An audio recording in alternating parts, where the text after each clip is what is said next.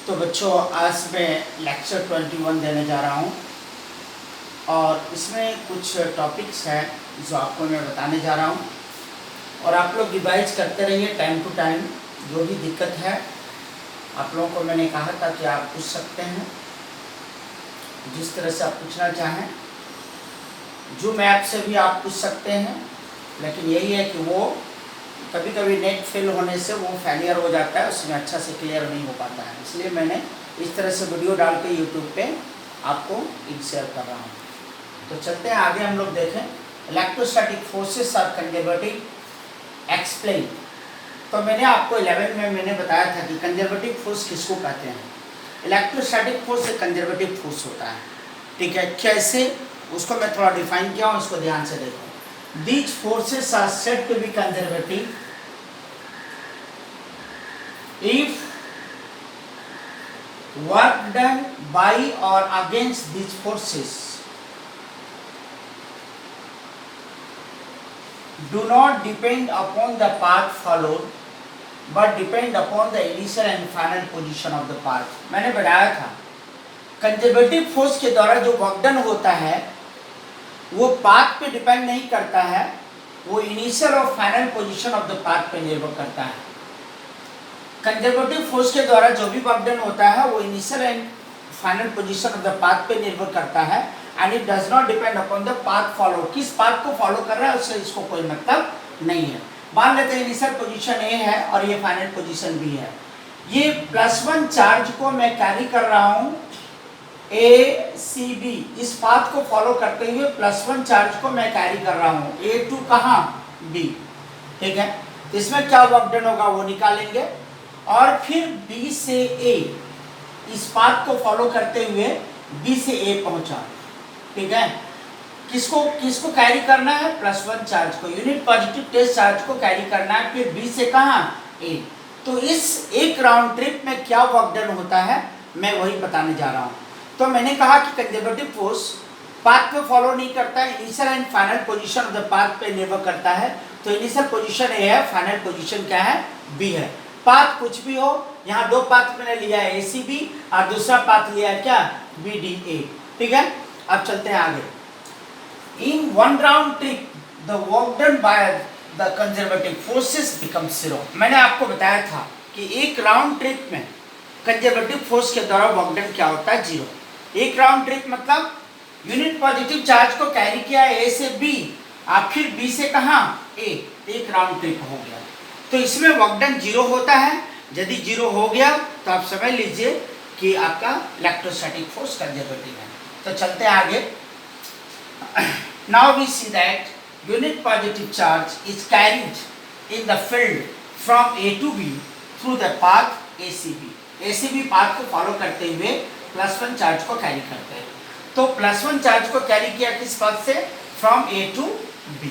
So work done from A to B that is equal to, मैंने बताया था आपको, मैंने बताया था work done in carrying the unit positive charge in the field from कहाँ? A to B. तो यहां हो जाएगा VB माइनस क्या? VA। आप समझ गए होंगे, VB माइनस क्या हो जाएगा? VA। Final potential minus initial potential, क्योंकि यूनिट पॉजिटिव चार्ज को कैरी करने में जो वर्क डन होता है उसी को कहते हैं electric potential. So work done in carrying the unit positive charge from A to B, ये हो जाएगा final potential minus initial potential. Final potential V at B VB हो जाएगा और V एट ए क्या हो जाएगा? VA। So this is given equation 1। Also in carrying unit positive charge against the field from B to A through the path BDA। अब हम लोग unit positive charge को कैरी कर रहे हैं B से कहाँ? A, ठीक है। यूनिट पॉजिटिव चार्ज को B से कहाँ? A। तो इसमें वर्क डन क्या हो जाएगा? From B to A। तो फाइनल यहाँ क्या हो जाएगा? A। इनिशियल क्या होगा? B, इसलिए VA माइनस VB। तो यूनिट पॉजिटिव चार्ज को कैरी करने में जो वर्क होता है उसी को कहते हैं इलेक्ट्रिक पोटेंशियल। सो B से A तक कैरी करने में फाइनल माइनस क्या? इनिशियल। ये मैं पहले ही आपको बता चुका हूँ पोटेंशियल में। तो VA माइनस क्या? VB। इसको इक्वेशन 2 लिया।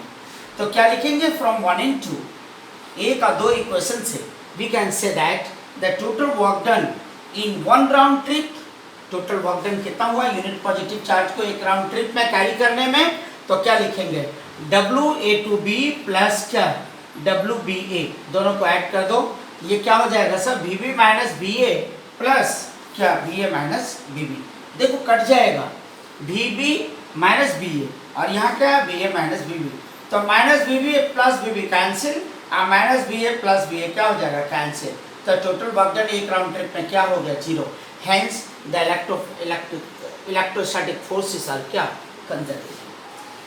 तो मैंने आपको प्रूफ कर दिया और मैंने आपको बताया था भी कि electrostatic forces are conservative forces. अब चलते हैं हम लोग इक्विपोटेंशियल सरफेसेस।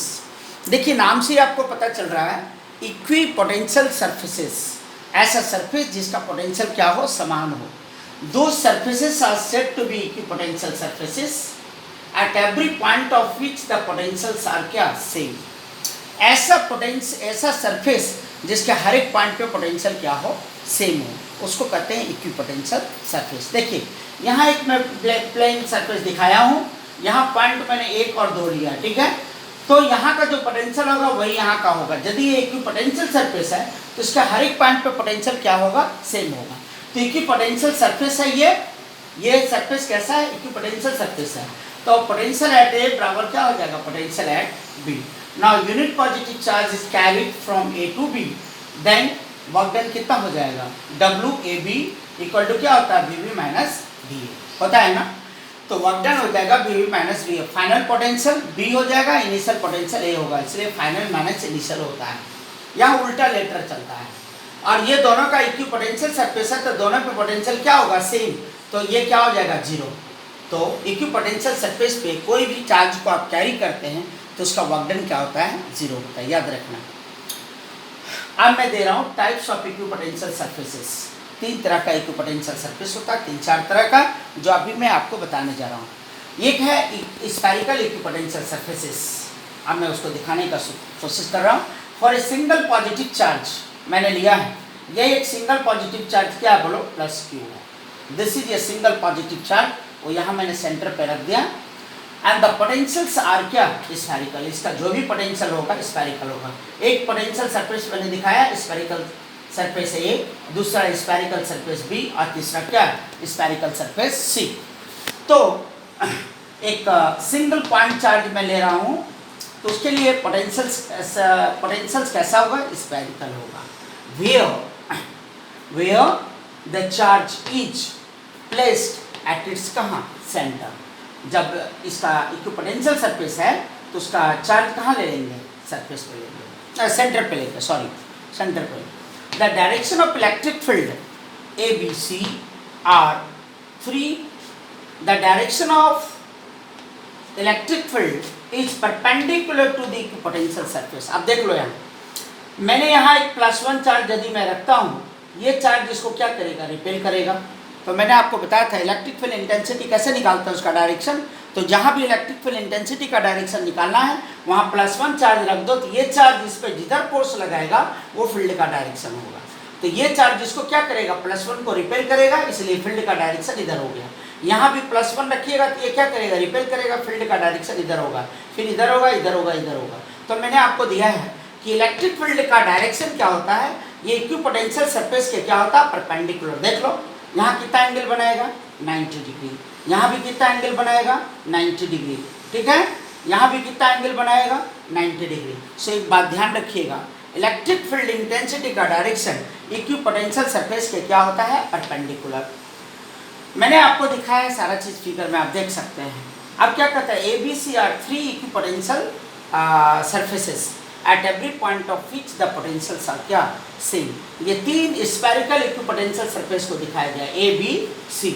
इसका मान लीजिए स्फेरिकल सरफेस C है, इसका हर एक पॉइंट पर पोटेंशियल क्या होगा सेम होगा। कैसे, क्योंकि यहाँ से इस पॉइंट का दूरी क्या होगा सेम होगा, यहाँ से इस पॉइंट का दूरी क्या होगा सेम होगा, यहाँ से इस पॉइंट का दूरी क्या होगा सेम होगा। So this is the equipotential surface same as for the spherical surface क्या B। यहाँ से इस पॉइंट का दूरी सेम होगा, यहाँ से इस पॉइंट का दूरी सेम होगा, यहाँ से इस पॉइंट का दूरी सेम होगा, तो डिस्टेंस सेम हो गया इसलिए पोटेंशियल भी सेम होगा। मैं यहाँ दिखा दिया हूँ आपको। The for surface A B at A spherical surface A पे पोटेंशियल का क्या फॉर्मूला होता है, के क्यू बाई आर। मैं बताया हूँ V equal to K Q by क्या आर। सो यहाँ हो जाएगा स्फेरिकल सरफेस ए पे पोटेंशियल क्या होगा, के क्यू बाई आर ए। तो दूरी चूंकि सबका सेम है इसलिए हर एक पॉइंट पे पोटेंशियल क्या होगा, सेम, इसलिए इक्वी पोटेंशियल सरफेसेस निकाला आता है। उसी तरह से इसका भी होगा, उसी तरह से इसका भी होगा। मैंने लिखा दिया for surface B V B equal to K Q by R B. तो रेडियस तो सबका इसका सेम होगा, हर एक जगह सेम होगा स्फीयर बी के लिए, तो ये क्या होगा, equipotential surface. Similarly for C क्या हो जाएगा, के क्यू बाई आर सी, मैंने दिखा दिया है। तो इस पॉइंट पे पोटेंशियल चाहे इस पॉइंट पे चाहे इस पॉइंट पे पोटेंशियल क्या होगा, सेम होगा। So this is called spherical equipotential surfaces. अब देखिए प्लेन इक्विपोटेंशियल सरफेस है, ये कैसे प्राप्त करते हैं हम लोग। देखिए यूनिफॉर्म इलेक्ट्रिक फील्ड ये है, ये सारे यूनिफॉर्म इलेक्ट्रिक फील्ड दिखाया गया है। This is the direction of electric field intensity, so this is uniform electric field. Uniform electric field में इक्विपोटेंशियल सरफेस आपको मिलेगा। ये देखिए ये इक्विपोटेंशियल सरफेस है, ये भी है और ये भी है, ये प्लेन इक्विपोटेंशियल सरफेस है। इसका हर एक पॉइंट पर पोटेंशियल क्या होगा, सेम होगा। तो मैंने यहाँ लिख दिया in the uniform electric field the equipotential surfaces are plane equipotential surface. यदि यूनिफॉर्म इलेक्ट्रिक फील्ड है तो आपको उस फील्ड में कैसा इक्विपोटेंशियल सरफेस मिलेगा, प्लेन। देखिए इसका हर एक पॉइंट पर पोटेंशियल क्या होगा, इसका भी सेम होगा, इसका भी सेम होगा। So thus we get the plane equipotential surface in the uniform electric field. But you see here in this case there is not uniform electric field, क्योंकि E बराबर क्या होता है, जल्दी बताओगे कोई, के क्यू बाई क्या आर स्क्वायर। तो रेडियस तो चेंज हो जाएगा, यहाँ से दूरी बढ़ते चला जाएगा। तो जैसे जैसे इस चार्ज से दूरी बढ़ेगा तो R बढ़ेगा तो फील्ड क्या होगा, घटेगा।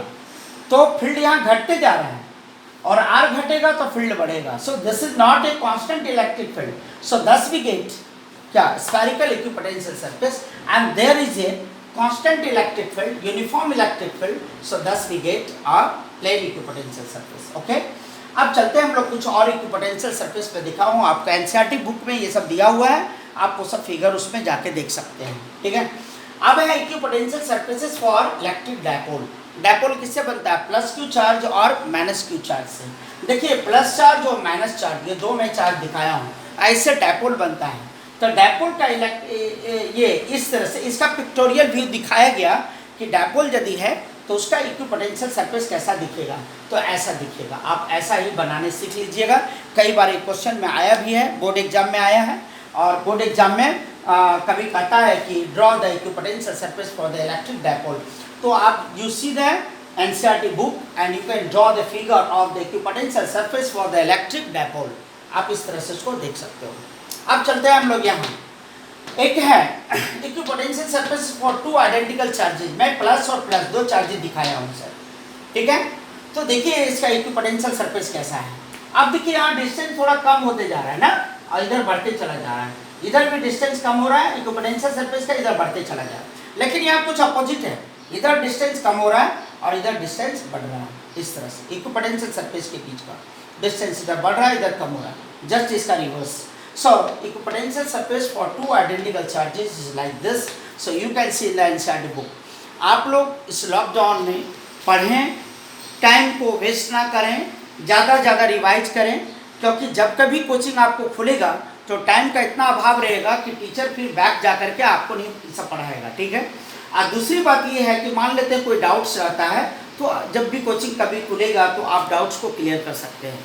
इसलिए मैं तो यही कहूँगा कि आप प्रॉब्लम को बनाते जाइए, जैसे एनसीईआरटी बुक है, एससी वर्मा है, जितना भी न्यूमेरिकल्स है आप बनाइए और ग्रुप में भेज दीजिए, ठीक है। जो भी प्रॉब्लम में डिस्कस आपको करना है आप क्वेश्चन को बनाइए घर पे, नहीं बनता है तो आप हमसे पूछिए। इलेक्ट्रिक फील्ड एंड पोटेंशियल का जो क्वेश्चन है उसमें आप 30 तक बना के दिखाइए, और जहाँ कहीं भी दिक्कत है ग्रुप में सेंड कीजिए, उस प्रॉब्लम मैं बोर्ड पे आपको बना दूंगा, ठीक है। और फिर मिलते हैं हम लोग नेक्स्ट क्लास में।